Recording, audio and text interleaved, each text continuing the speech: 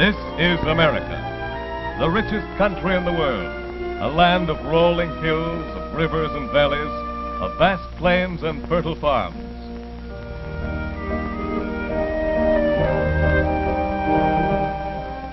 Its wealth is produced by millions of men and women who go out each day to their work in factory and field, in shop and office. They produce the things we Americans eat and wear, and the houses we live in. They make the goods, operate the services, build the many institutions that make up the American way of life.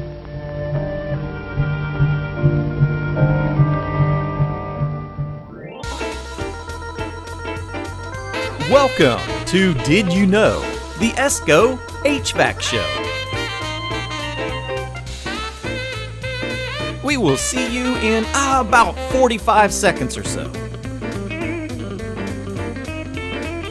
Make sure that you are subscribing to our channels, our LinkedIn, YouTube, Facebook. Turn on notifications, and we are very excited to be here with you. It's almost time, about 30 more seconds. Make sure to grab your notebook and pen so you can jot down notes along the way, because at the end of the show, you could have an opportunity to ask our guests questions so we can dive a little deeper into these topics. And here we go. Welcome to Did You Know, the ESCO HVAC Show.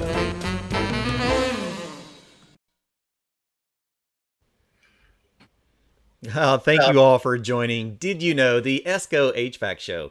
So we've spent a lot of time diving into new technologies and directions our industry are going to, and we have all four actually been at the 2023 AHR Expo, and wow, everything we have been preaching for the last few months is right in our laps. We have seen so many manufacturers that are preparing for these changes. We have seen industry professionals that are really diving into the fundamentals of change and the fundamentals of incentives. And now we are starting to look at how do we prepare our industry for all of these transitions. So as we dive into our educating our workforce, the thing we have to the thing we have to pay a lot of attention to is how do we conquer our national skills gap? Because our industry really hasn't been changing at a pace that is consistent with many other industries that have similar functions. We've talked about the automotive industry and how things have really changed in that world, and the technicians have been well prepared for that. Now, when we get into the HVAC industry, we've seen a lot of things happen in like commercial industrial. As we get into residential, not quite so much. So how do we bring awareness to the excitement and the opportunities that are in this residential HVAC and refrigeration industry? Well, if we look back about when we were younger, and many of us were very hands-on and very explorative in the things that were around us. Now, depending on the generation that you grew up, this may have been promoted, it might not have been promoted. Some of us took that direction and made careers out of it. And one of the things that we have seen, especially in this last generation of our community, is that our young people are looking for opportunities to change the world that they live in. And they're realizing the importance of doing things with your hands again, which we've gotten away for a little while. And we'll dive into that with a little bit of personal experiences and some professional evaluation of that. So what we're starting to see is some shifts in our technicians. We are moving slightly away from the blue collar jobs into more of a green collar job where we have an awareness of the environment around us and how we can impact the future.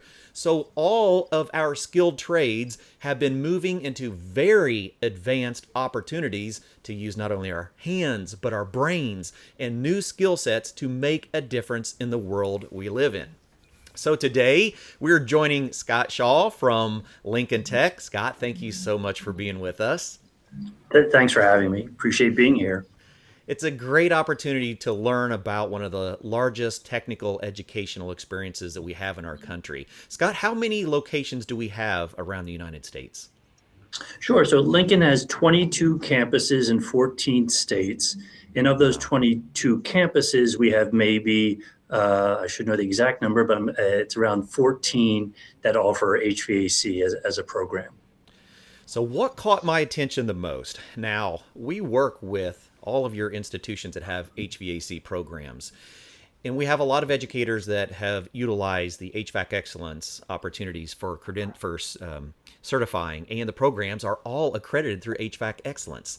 Now, the thing that I found when I was diving a little deeper was some aspects of your training programs that I wasn't really aware of. If we think about HVAC and refrigeration, because we all go together, the refrigeration is the side that I didn't realize how much you have already stepped into the advancements in technology. When I found this one particular picture, I had to step back for a minute and go, oh my goodness. In one picture, I have been both of these gentlemen working on that exact same piece of machinery. In the refrigeration world, they also went through a transition. And it's been a little while ago. I first worked on one of those protocols probably 8 or 9 years ago. And when that was introduced into the refrigeration industry, it changed a lot of technicians' perspectives, because that one piece of equipment would be a replacement for a larger rack system that was in a mechanical room. So we had to learn a lot of new technologies. It was very innovative, and I could work on that machine. I could diagnose that machine from my couch if I needed to, because every input, every output, on that one particular piece of machinery, I've probably got 50 to 60 different sensors, and then all of the additional components that are connected to it. I could read and monitor every one of those. I could measure wattage off from motors and off from compressors. I could analyze the system performance of that piece of machine completely remote. So we had things to learn. And then a few years later, I was teaching younger generations how we can work on that, other people coming in, learning the new technology. So it was a lot of shared information, and it adapted very quickly if you enjoyed technology. This is what I thought was extremely interesting. How long have you had this partnership with Hussman? We've had it now 6 years. And basically, we started it because it's basically a mini graduate school for our students. Yeah. Hussman, like everyone else, is struggling to find people. Yep. But unlike a lot of other companies, Hussman's really willing to put some money behind it. Okay. So we worked with them to create this program whereby students graduate from our HVAC program, and then they qualify and enroll. And those that get selected can go into this TechX program for Hussman. Okay. And all they do during these 8 weeks is to work on Hussman's equipment, as well as get be made aware of the Hussman philosophy and their culture, and so that they can really start upon graduation right in the organization from day one, out in the field, working with other Hussman technicians to make a difference. So they're coming through your programs, learning all of the fundamentals of refrigeration, electrical, getting all the philosophies, and then we move into a specialized training by a manufacturer so that they can advance their education on specific pieces of equipment. Yes. Yes. And in fact, what we did is I'm actually down here in Texas right now at our Grand Prairie campus, fantastic. where the Hussman location is. I Sure. try to be inside the room, but it's near our welding area. And so Right. Oh, I imagine just there's a lot little too going loud. on. But yeah, within that class, it's a large classroom. It's around, I think, 3,500 square feet, and it has all their latest technologies. And so they're introducing the students to everything that they would need to know to work on Hussman specific information. Again, our students have gone through, frankly, a generic HVAC refrigeration program. So they've learned about heating systems in homes and heating systems in offices and things of that nature. But then this Hussman program gives them those specific skills. And it's a great program because the students don't pay anything for it. Sure. Hussman is paying for the program, and we're relocating students from any of our programs across the country to this location, and Hussman pays for their lodging and their transportation while they're here. So it's a great opportunity. And again, I'm really excited by Hussman because they're putting that extra money into these students to give them the skills to be hired by Hussman. So many companies are just kind of sitting on the sidelines, kind of waiting. I kind of say they think it's Home Depot, that they can just go down the shelf and pick out the student that has all the right skills, perfect for their company. And it's just not reality. No, not at all. And in our industry, this feels like this is a new experience. Eugene, did you encounter many opportunities to have educational programs like this when that was your world? You know what? We actually, when I was directing my program in New York, before my students could graduate, they needed to do 120 hours of interning with Some hands-on. local contractors. Okay, sure. Yeah, so they didn't have the opportunity to partner with With the manufacturers, manufacturers. and I think this is great. Yeah, But it's really, really important because, as Scott alluded to, we're really teaching our students the fundamentals in school. right. And then each company, whether it's a contractor or it's a manufacturer, they're going to teach their new hires the way that that particular company functions and the way we want our new hires to work, what protocols we have in place, what procedures we have in place. So, I mean, what Lincoln is doing with Husband is amazing. And the way I always spoke about it to my local contractors who are hiring the graduates for my program, you're basically getting a 120-hour free interview. Yeah, You're able to interview my student for 120 hours minimum to see what they know, to see what they do, to see if they fit into the the culture culture. that you Absolutely. have at your company. Sure. And after the 120 hours, well, it doesn't even have to be. It could be after 20 hours. Say, you Yeah. know what? This candidate is not right for me. Can I swap? Can I do an even exchange? So, and we'll connect the employer with another graduate. Well, they haven't graduated the program yet. Sure. So it's really, really important, but not only for a husband or a contractor to see if that student or graduate is right for them. It's also a two-way street. Sure.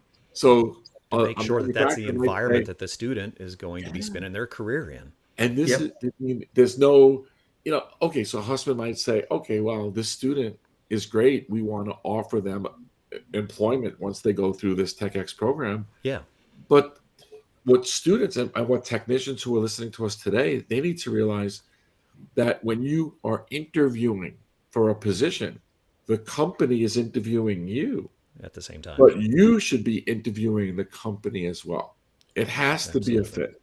And if both sides agree, and the vetting process for the husband program is probably very competitive and it's probably very selective. I don't know all the details of Sure. how you pick me. Obviously, I'm assuming this is not open to all of your graduates. You are correct, It's a Eugene. very limited program, Sure. Yep. but I think this is a dynamite opportunity to help some of the better employers in our industry connect with some of the better graduates of these programs. It's just a dynamite program.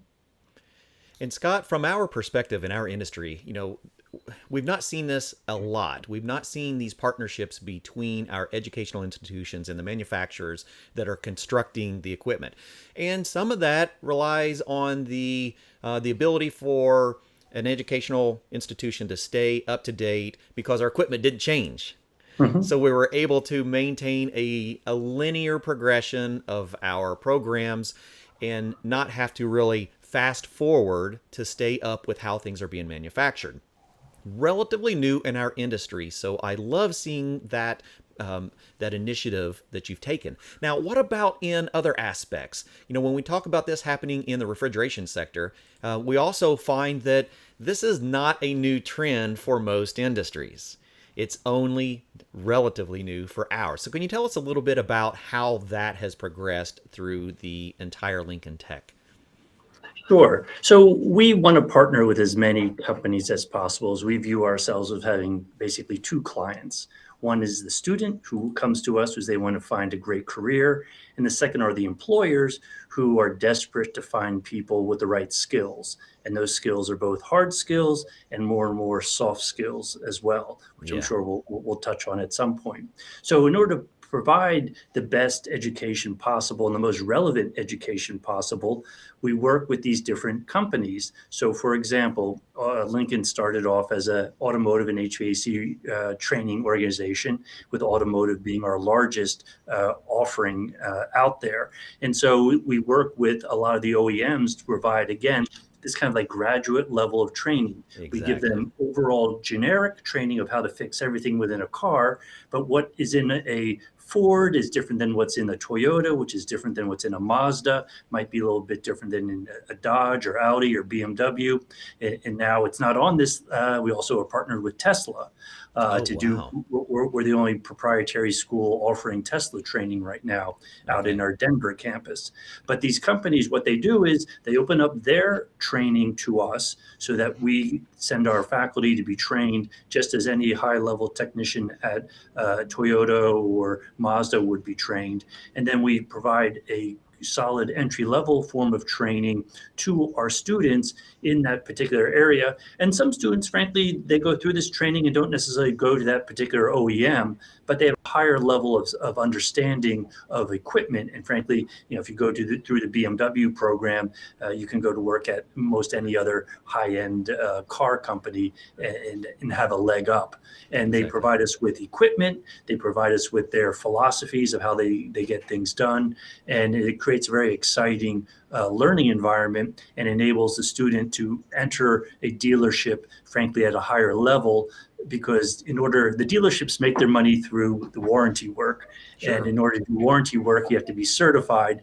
And so the sooner you can go through all the certification levels, the sooner you're really adding value to that dealership. So by partnering with these OEMs, we're able to accelerate that process. So again, it's a win-win for students and really helps launch their career. I do want to highlight a couple of other things on here besides the car companies. You'll see that we have a partnership here with NASA, because we do CNC training for manufacturing. And at our Mahwah campus, all of our students have to sign a piece of paper. They become NASA employees because they make components that NASA then sends up to the International Space Station. So that's kind of an exciting little side gig for those students. And then right beneath that is the FPSA, which is the Food Processing Association. And this organization came to us because, again, like everyone else, they cannot find enough technicians to support all the equipment in their manufacturing facilities. So again, we sat down and worked with them, and they take both of our electrical students and frankly our HVAC students.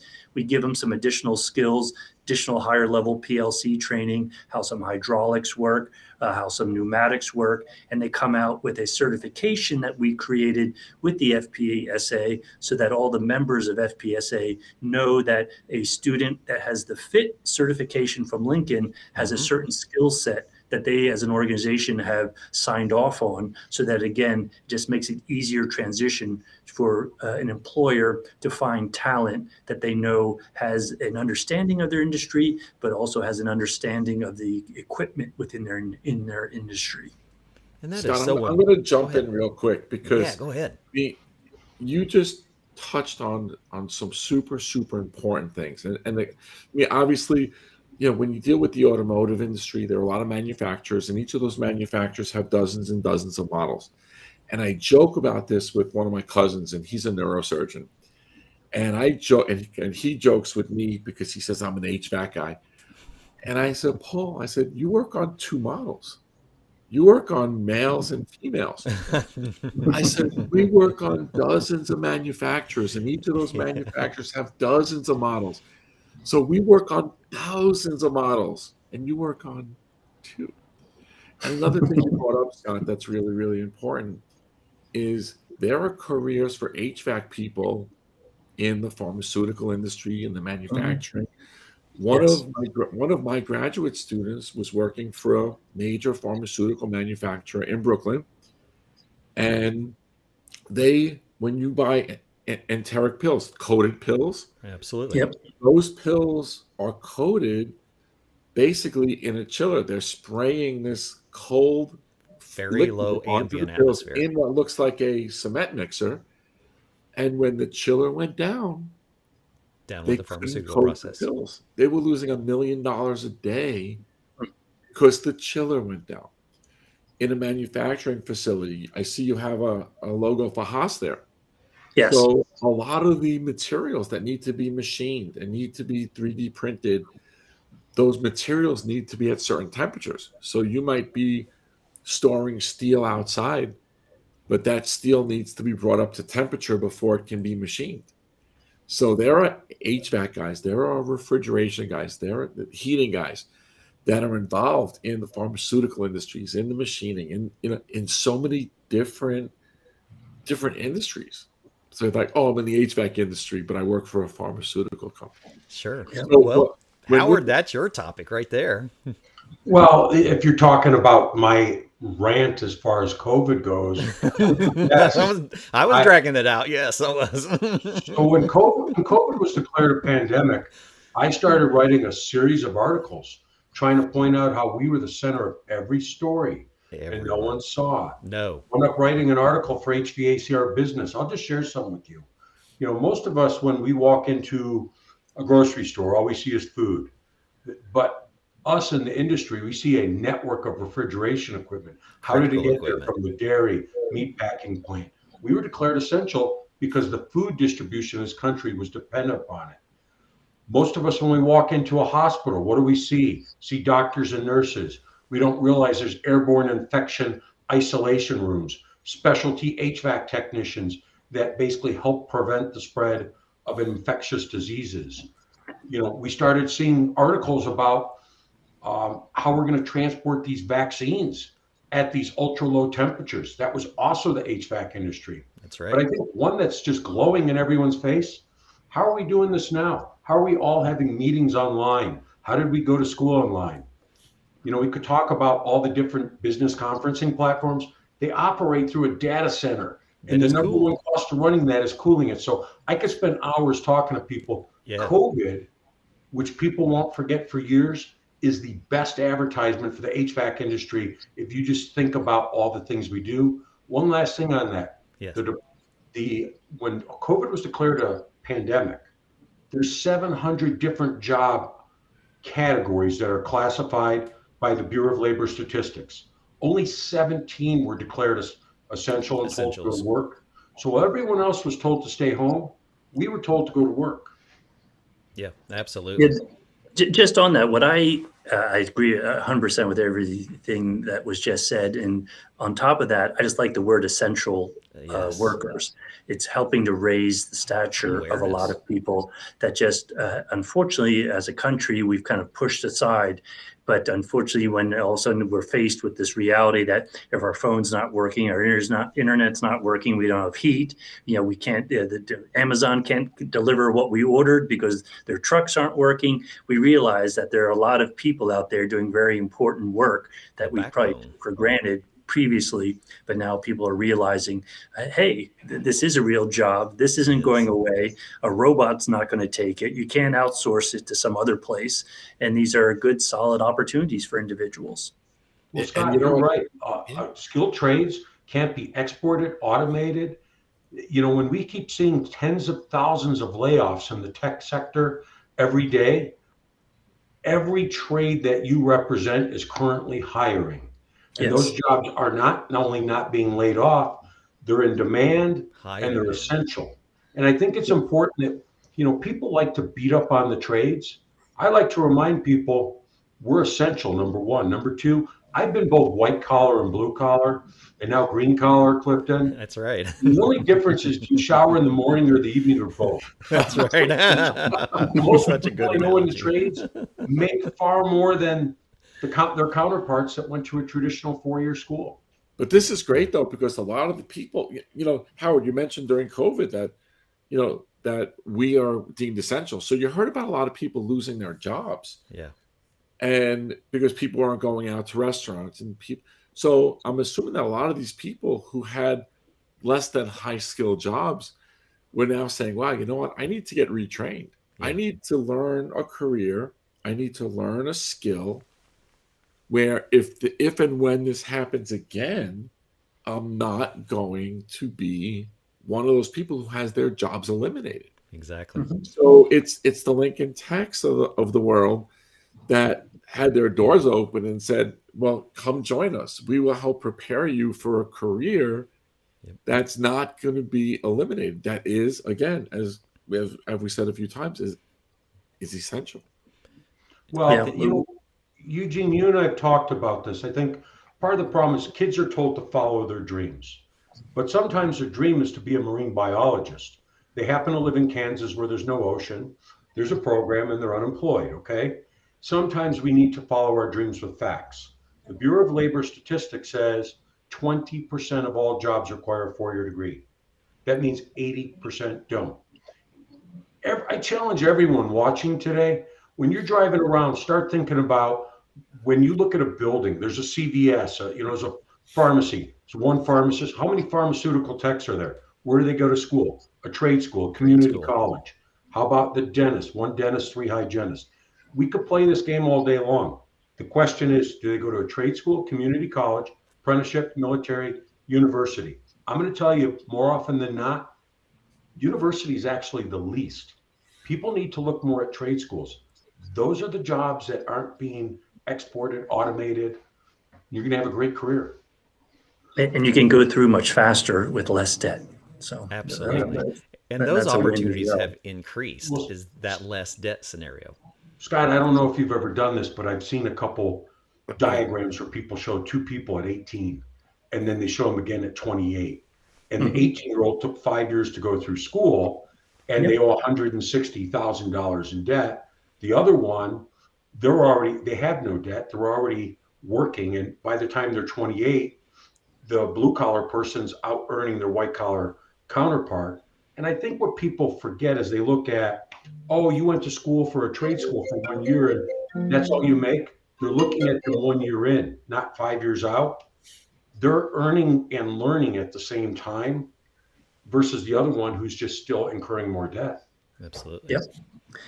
And you can go beyond just whatever you enter the field into, because obviously you could have, we have a lot of students that want to have their own truck. So they end up having their own business. There's some that are even more successful and they might have 12 trucks with 12 different people. I mean, where you go with the skill is really up to you because the demand is so strong out there. If you're really entrepreneurial and really ambitious, you can have a great career for yourself and your family, a great way of life. Well, we pointed out earlier, most people think of just the residential technician path. They don't think about the fact you might work in an oil refinery or a hospital, pharmaceutical company, or become a teacher like Eugene did. All four of us were just at a conference with 50,000 people, most of who do not work in the field. They do other supporting roles. So other aspects of the big industry. Absolutely. Mm-hmm. Well, tell us a little bit about how we got to the point that we are, Scott. How did Lincoln Tech get into this environment where we are catering to the trades of the industry? Absolutely. Appreciate the opportunity. Well, Lincoln started in 1946 by a gentleman by the name of Warren Davies, and he was a veteran, and he was working in the VA, and they were looking for solutions to help other people returning from the war get back into the civilian workforce. Job placement. And at that time, two of the new technologies that were out there were automatic transmissions and air conditioning. And so he started training individuals of how to repair automatic transmissions, as well as how to install and maintain air conditioning systems. And so it was a family-owned operation. He started off in Newark, New Jersey. We're still headquartered in New Jersey. And then over the years, he expanded and went into other states. And we added this expanded both the automotive into diesel and collision repair. And on the skilled trade side, we added electrical, and recently we added welding and CNC manufacturing. And then about 18, 20 years ago, we added a third division of the company, which is focused on medical, basically training people to be either licensed practical nurses or medical assistants. Absolutely. And we expanded into 14 states with 22 campuses, but our focus is always on short programs that get students in and out. And I just want to give this example, if you don't mind. Our programs, let's say, are about 1,000 hours in length. Mm-hmm. If you go to a traditional college, the way it works is a semester is 15 weeks. And a traditional student who's going to get around 12 credits is going to have 15 contact hours with an instructor. So in a typical semester at college, you spend 225 hours with a teacher. So if you go for 2 semesters a year, you're going 450 hours. And then you have the summer off, and then you come back in the fall, you forget what you learned, and you kind of start the process all over again. So in 2 years, you get 900 hours of training. Yeah. We'll offer that 900 hours of training in about 12 months because we don't have the long breaks, because our students aren't looking for an experience. They're looking for a way to get skills to Sure. support themselves and their families. And so they're coming more hours in the day. So instead of 15 hours in a week, they're maybe going to come now 24 hours in a week, but they're going to come more frequently and get in and get out quickly. So the philosophy is, how do we give students relevant skills to get them the job? Well, we figured the best way to do it is by having trained professionals train our students. So all of our faculty members have a minimum of 3 years, but most probably have an average about 7 years work experience. So we take individuals that have been out in the field actually doing the work day in and day out, and then we bring them in and teach them how to become teachers.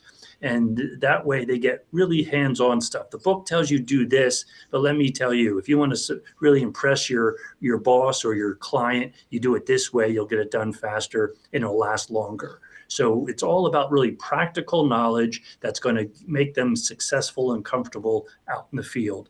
And so in order to help ensure that, and how we've gotten so many of these partners is we invite employers onto our campuses twice a year to give us feedback on where's the industry going, or what do we need to teach, or what's the weakness that you see in our students that we can improve upon. So it's all about giving students skills as quickly as possible to get into the workforce as quickly as possible.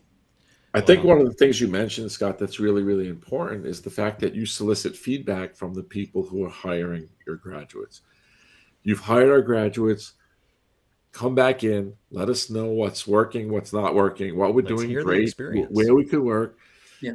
So I think with that, you're really able to streamline the process of educating your students, because like you said, they don't want the experience. They don't want to, they don't want to be there for 2 years to get the 1,000 hours. They're coming to you for a reason, to get an education as quickly as possible. Sure. So they can get out and get a job. Yeah. Well, and you said something important to me, and I see Clifton put up the slide. Anyone who's talked to me knows that I always say, buildings don't teach, equipment doesn't teach, people do, okay? Right. So the quality of any program is only as good as the instructor chosen to lead it. I don't know if everyone remembers when No Child Left Behind came out. I do. Some states said, you know what, if our teachers don't pass these credentialing tests, they're not going to stay. And some states found out the majority of teachers couldn't teach the competencies of their programs. Our Certified Master HVAC Educator program requires someone not to pass a test, requires them to pass 7 specific ones. And as Clifton noted, 27% of all Certified Master HVAC educators are people who work at Lincoln Tech. So that's quite a testament to your staff. That's pretty significant. And just to give a 30,000-foot view to whoever's listening and watching, these are educator level exams. So these exams need to be passed with a score of 80 and higher. And they need to become that certified master HVAC or educator, they need to take educator electricity exams, educator level electric heat exams, air conditioning exams, light commercial AC, light commercial refrigeration, a heating exam, which is either going to be gas or oil or heat pumps, depending on the geographic region location that they're teaching in, as well as a capstone test. It's a teaching methodologies test that helps validate that an individual not only knows the content, what he's teaching, but also how to teach. Wow. So one of the things that I really, really like about Lincoln's way of thinking is the fact that they address this issue. The vast majority of people in our industry have no formal training in HVAC. They learned it from other people in the trade. And our industry gets our teachers from the field. So now we have somebody who's standing in front of a classroom who has never been formally trained on how to teach, teaching a subject that they were never formally trained on. So how do you validate that you have top-notch teachers teaching your students? You want them to get in and out in 1,000 hours. Yep. Well, you need quality teachers. Only way to So do that. what's really neat, though, is at our educators conference, our education conference every year, we see a lot of educators and teachers, and a lot of them are, from Lincoln, because they've identified, okay, I passed the gas heat test with an 82. Okay, does that mean I could stop learning? No, there's 18% of the material I don't know. So now they're seeking out professional development, and I just want to give you props, Scott, because it's one of the institutions that I like to visit. And when I lived in New York, I did visit the Union School, I did visit the Mawa School, but I've showed up unannounced on occasion, and I've seen your teachers in a room kind of powwowing and studying together, and comparing and learning and studying for these exams. And it happened actually twice in Union. I walked in unannounced, and then your teachers were just powwowing and teaching each other, the content. It's really neat to see. Well, I like the program because, again, we have practitioners, not necessarily teachers, that we brought into the classroom. They have a passion for what they do, and they want to convey that information to the students. But I want to make sure that they're going to convey it the best way possible. I also want them to I want to ensure that the organization kind of has a baseline understanding across the system. By having our instructors go through the program, it gives them the skills to, frankly, make them more confident and comfortable teaching in front of the students, as well as giving them the additional knowledge, because even though they've been out in the field, they may not have worked on everything, to be honest with you. And this, again, gives them more exposure to everything and just kind of helps level set things. And it encourages their learning. I mean, all of us have to be lifelong learners. The world's changing too quickly. If you're not a lifelong learner, you're going to get left behind one way or the other. And this just helps encourage that as well. Well, let's just think about the changes in innovation. We had a comment just came in a little bit ago. It said, with innovation, all stakeholders must take certain measures to keep up with the change, and they must embrace and move forward. If we think about educators that are not investing in themselves and investing in staying up to date with changes in technology, you'll never be in that place where you're teaching the proper skills for the students. And that's one of the things that we wanted to impress, is that continue education, that professional development, is the way to keep the educator up with the industry so that we can keep the content available for our students. Great point out there. Thank you very much, Jose, for pointing that out. All right, I'm going to back up just for a second. I got ahead of myself. I got excited once we started talking about the educator credentialing, because that was a very important part of where we're at in the industry and validating what we're teaching. I wanted to point out, because you'd mentioned, both of you had, about the actual classrooms themselves and some of the things that we're learning in the classroom. When it comes to technology and when it comes to innovation and teaching on the equipment, just like Eugene was saying, you could be a specialist in one particular environment, but that doesn't mean that you can teach an entire program. So tell us a little bit about the different programs that you have around the country. Are they all the same? Are they standardized? Or do we base the programs and design the programs on the equipment or the regions of the country? So our programs more or less are standardized, but HVAC is the least standardized of all of them, just for the point that you made. I frankly didn't think about it till hearing more feedback from our faculty members. But I grew up in the Northeast, and I thought everyone had oil heat, and everyone, maybe you had propane or natural gas. But obviously, in the rest of the United States, that's not the case. And so, over out in Denver, they're very much into hydronics, at least the higher elevations, and then using natural gas in other systems. Down south, a lot more with the heat pumps and split units and things of that nature, even though even in my neck of the woods, people are using split systems more and more. And so I think that we definitely have to, there's a lot of basics out there, but when it comes to the actual heating systems that are out there in the different regions, it's different. But I think it's going to become less different probably over time, especially if depending on if we're going to continue to push and drive more people to electric forms of heating and cooling and Decarbonization, solely electric. electrification. Yep, heating and cooling. So obviously, there's a lot of money being pushed that way, a lot of emphasis going in that direction.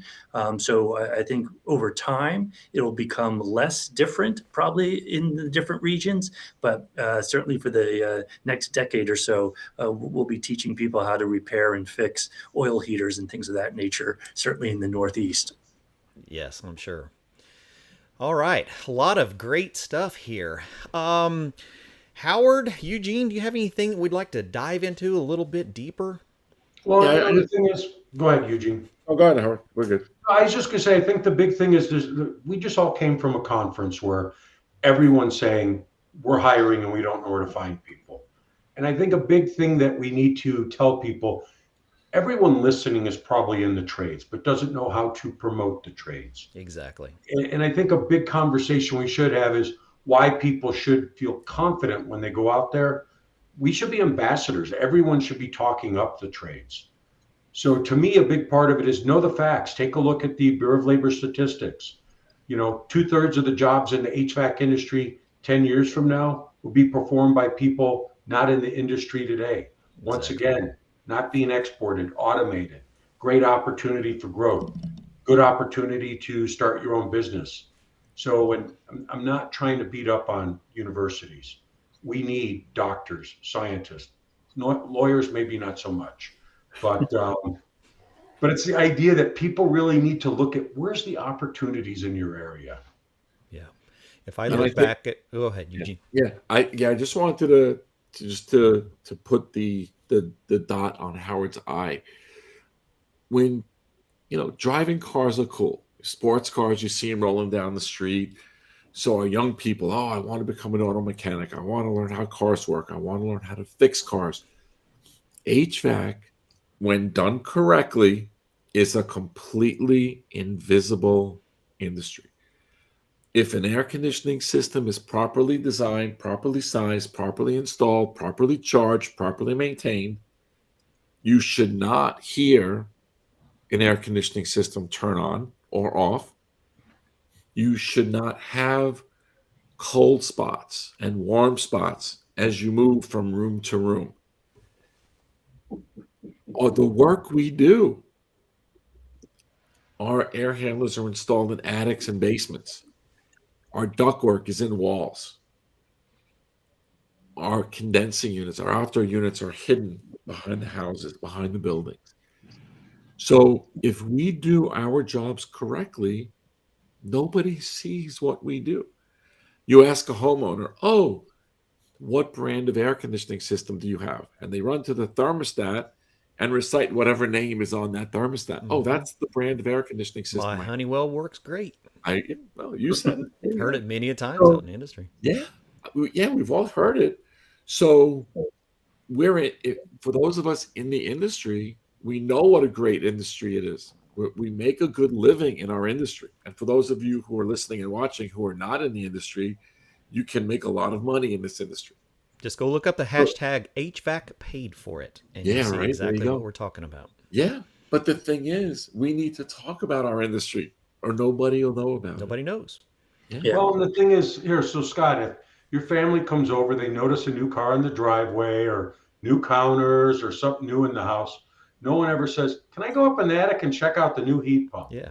Or the wall is wirings in there. If we all had to install our air conditioning and heating equipment on the front lawns of our homes, it'd be a different environment. Imagine how popular HVAC would be. So true.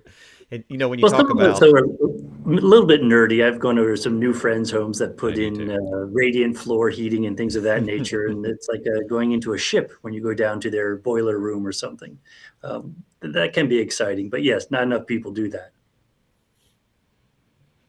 I was also just going to say, as far as the challenges, we find that probably 1/3 of our students have someone within the industry, which is why they've decided to enter the industry. Exactly. It's very hard to bring newer people into the industry, is they just don't understand what it is or what the job entails, or frankly, even that it really exists. And it goes back to, I know something that's probably been on this show before, is the fact that we've taken so many VOTEC programs out of the high schools that we're just not exposing people to things that could be done with one's hands. Excuse me, let me turn that off. Sure. No, No, absolutely. and I'll say this real quick. All of us, when we went to school, shop class, vocational programs, wasn't Yeah. just in high school, it was in your middle school or junior high, woodworking, sheet metal. So we got older, automotive, electronics. And you find that so seldom today, so kids aren't exposed to it. Exactly. And we kind of joke that a lot of the kids today, when we all grew up, we took things apart, we tinkered. Today, they're also not exposed to that because we have sealed systems. Exactly, Eugene. You know, if it's broken, we take it back to Best Buy or throw it away. So they're not Yeah. exposed to those opportunities. But I do see opportunity, but it's going to be like a battleship changing and take a long time to catch up. Two examples that I've witnessed at Lincoln. One, we've started discussions with KIPP, which is a charter school in Newark, New Jersey. And their whole focus was give students an opportunity to get to college. They quickly learned after over a decade of doing this that A, not every student that goes through their system wants to go to college, and Sure. B, not every student is really capable to go to college. And so they're looking for what's a great alternative then for them. And they're looking to build this bridge to have students who on their own, they've been coming to Lincoln, but now they want to make it more formalized. So I think that that's kind of indicative of this whole mindset, send everyone to college, just push them all through. And people are realizing, that isn't the best thing for everyone, but it's going to take a Absolutely. long time. Second of all, we just had some conversations with the Board of Education in Newark, who is setting up now specialized schools for different trades, from medical trades to the skilled trades, to aviation trades. And so they're realizing that there is a great need within this, certainly in the state of New Jersey and every state, to start getting more people exposed to this. And they realize now that they really need to start doing it at the high school level. But as I said, these are things that have just happened over the last 12 months. And by the time they get implemented and expanded, you're talking decades before the ship gets turned around. Absolutely. I think back about my days in high school and nearing graduation. If you were mechanical and intelligent, you either went to college or you went to the military. That was the two primary options. The trade schools were never really discussed as a intellectual opportunity. It wasn't until later in life, into my 20s, when I realized exactly how lucrative the trades could be. So when we look at our program, Scott, do we see people going directly from high school into the trades, or are they experiencing life and, like you've said, had someone in the family mentioning, and then they finally get a third-hand perspective that the trades are a good place to be? What does that look like from your side? Yeah, it's a good question. So at Lincoln, the average age of our student is around 26 or 27. However, we do have about 20% who are coming out of high school. So we do go around to high schools with, we have about 90 different admissions guidance counselors that go into the schools and tell them, frankly, about the trades and about these opportunities.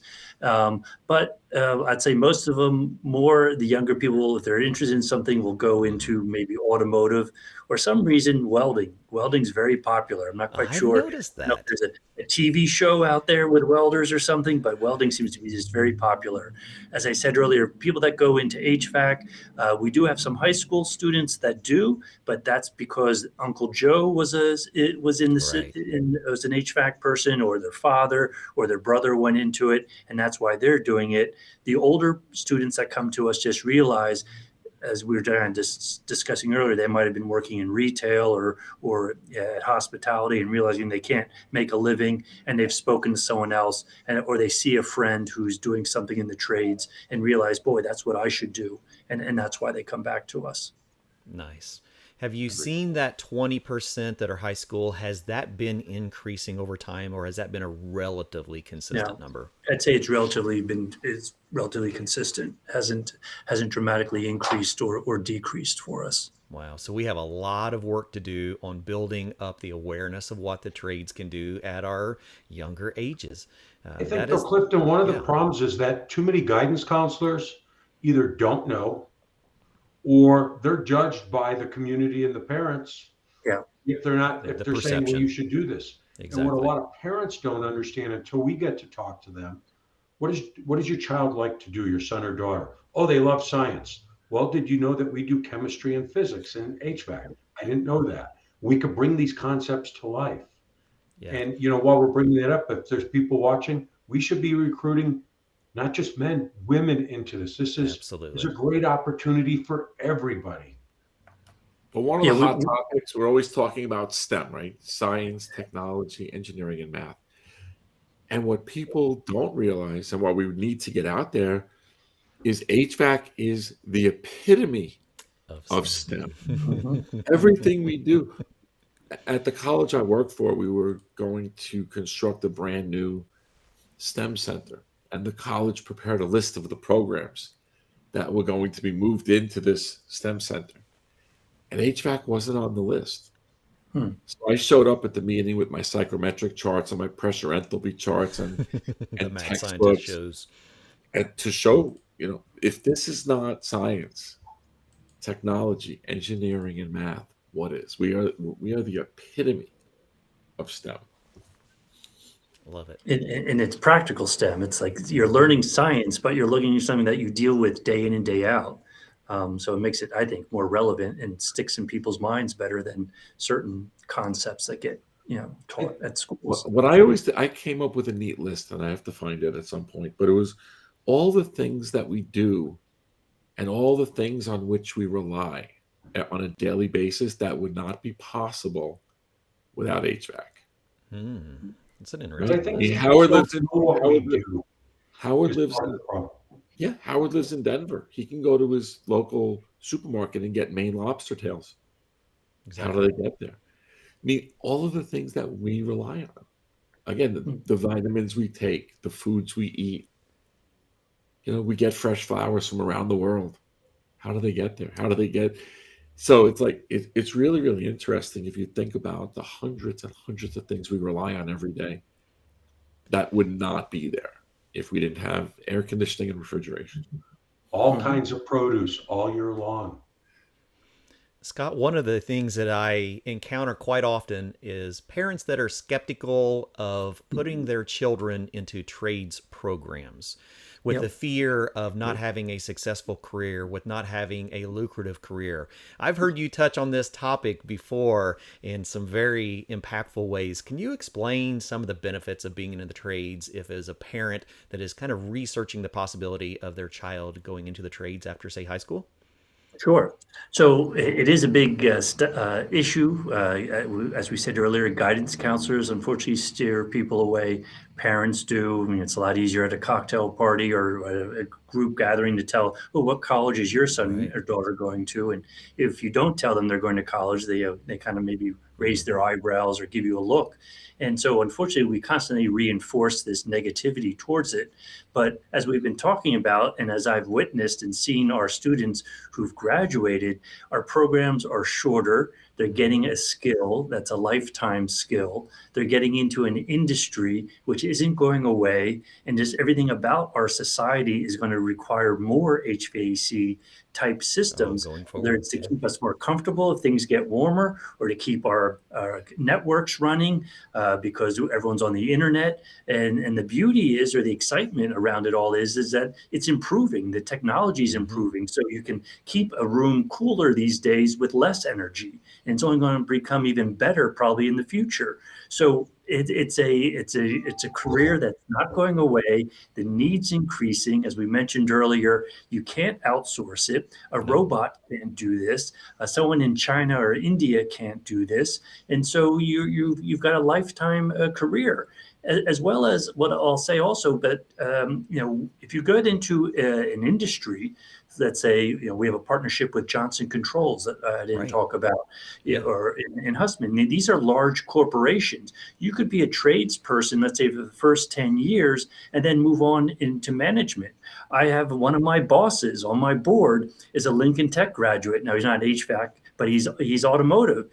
He graduated while he was in school to help pay for his education. He unloaded UPS trucks or loaded them with packages. Sure. He graduated as a diesel tech, went to go work for UPS, 42 years later, he's now retiring this month, and he runs and oversees every piece of equipment in UPS's global network around the world. And he loves to tell the people from Harvard and others that work for him, I went to a trade school, and I'm sorry, where did you go to school again? Where? Tell me. And Are you all still work paying for that him. school? Yeah. And so there are just lots of opportunities. There's nothing that I believe should hold someone back. And the reality is, you can always go back to college if your job requires it, or you need that additional skill for whatever it is. You could be a tradesperson and you want to have your own business, but you want to maybe learn more managerial skills. You don't have to go get a full year degree or anything. You can go online and take a course and develop that skill set, so you get the confidence to move and advance yourself. So I see no downside whatsoever in going into any of these fields. Well, Scott, many people today work on virtual terminals. VMware, the CEO, the inventor, where did he go to school? Lincoln Tech. Well, he went to our school. Actually, he's now the CEO of Intel. So he's moved up. So he started off on a farm outside of Allentown. He got a scholarship to our school. We had an electronics program. Now, he's a very gifted individual. I can't say it's all because of Lincoln Tech, because he did go on to Berkeley and Stanford afterwards. But we sparked his interest. We allowed him to explore what he wanted to do, and then he took it on from there. But that's what the trades can do. It's just another way of thinking, another way of working with your hands. Not everyone wants to sit in a cubicle in front of a computer all day. A lot of people want to be out and moving around and working in different environments with different people. And if you're in the HVAC or any of these industries, every day you're in a new environment with new challenges. It's not so repetitive as many other jobs can be. But should we change the narrative where everyone says, where's your child going to college, to saying, where's your child going for post-secondary training? Because then we're talking about the vast majority of jobs, over 90%, require post-secondary training, about 67% post-secondary technical, so that it's not as uncomfortable to say, oh, I'm going to a trade school, a community college. They've joined an apprenticeship program, or they're going into the military. Yep. Absolutely. Wonderful stuff. We could go on for hours on this, guys. These are such beautiful topics to be discussing, and we're so grateful to have the opportunity. I think we're going to go ahead and start wrapping things up. We're getting close to an hour. Let's hop over to the chat. I see some really good comments coming through. Anybody have any questions? Any other comments about trade schools and looking at trade schools for an option for yourself or for your children? We'll give it just a couple minutes, and I'm going to throw out some resources as well. Anybody wants to follow up with this discussion? One resource that I knew of was www.lincolntech.edu. Scott, is there any other places you'd like to direct people to? Nope. If they go there, they'll get to see it all. Exactly. And we've had a couple questions coming in asking how to find out more about HVAC excellence. You can go to www.escogroup.org, find out more about all the things that the ESCO group does, including ESCO Institute and HVAC excellence. All right, Howard, Eugene, any last minute things you would like to ask of Scott? Or I think we did a really good job of covering a lot. I know I have a lot of things I want to. A lot to unpack. We're all just getting home from the AHR show, and I think I left my voice in Atlanta, so I might go back and get it. But between that show and this discussion, there's a lot to unpack. Yeah, this definitely is not going to be the end of this conversation. No, I hope not. No, and I think all of us are passionate. We're preaching to the choir. Exactly. Those out there need to understand there's great jobs in the trades. Just pick a great school, and there's so much opportunity. Yeah. And I guess the only thing that I will say for those that are in the trades, I know that our students, if you end up hiring any of them, just in general, students today really are looking for mentors, and they're looking for an opportunity to work with someone. And what we hear often is after they've been employed, companies that don't provide that additional, I'll say, support and encouragement and training tend to lose these individuals over time. And so anyone coming out of school, you always get that superstar that is able to push ahead. But in order to hold on to people in this field, you really need to offer some opportunities from a training standpoint, just so that the students can really gain the skills that they need to be productive for you and have a rewarding career for them. So I'm going to send a challenge out there then for everybody who's listening, who's a graduate of a trade school, who might be a contractor now with employees. Reach out to your local schools. Be it a public school, be it a community college, be it a proprietary school, and just approach those program directors and say, I want to help the future of our industry. What can I do to help you? Can I be a part of your advisory board committee? How can I help move this industry forward? As we get older in this industry, now it's about giving back. Now it's about, helping the future. So take this as a personal challenge. Like I said, if you can thank a Votech teacher, school, institution for your career, give back. Payback. Yeah. All right. Well, I think we're going to call it a wrap. I thank you all so much for joining Did You Know, the ESCO HVAC show. Scott, this has been a pleasure, and I hope that we have helped shed some light to our industry with the evolution. I keep calling this an evolution. You're either going to be on the evolution side or the revolution side, but we are moving forward, and it's our industry partners that are going to make this a successful evolution into an advanced HVAC industry. Thank you so much, and we will see you next week.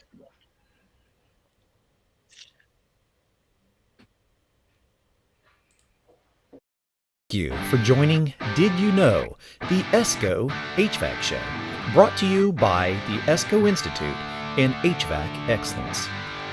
Our mission is to bring the top educators of the industry here for you in a live, unique experience so that you can join us from multiple social platforms, all with the opportunity to ask questions, to be involved, and to learn about the things that are changing in our industry as they are changing. Subscribe to our YouTube channel to get notifications when we go live every week. Are you an educator looking for resources to be the best that you can be? Man, you're in the right place. And we invite you to come join us at the National HVACR Education Conference, where we bring all of these guests and many more, along with manufacturers and different organizations of the trade, so that we can all be in one place at one time and gather this information to make us better together. How do you learn more? Go to escogroup.org, select HVAC Excellence, and then the conference. I look forward to seeing you again next week on Did You Know, the ESCO HVAC show.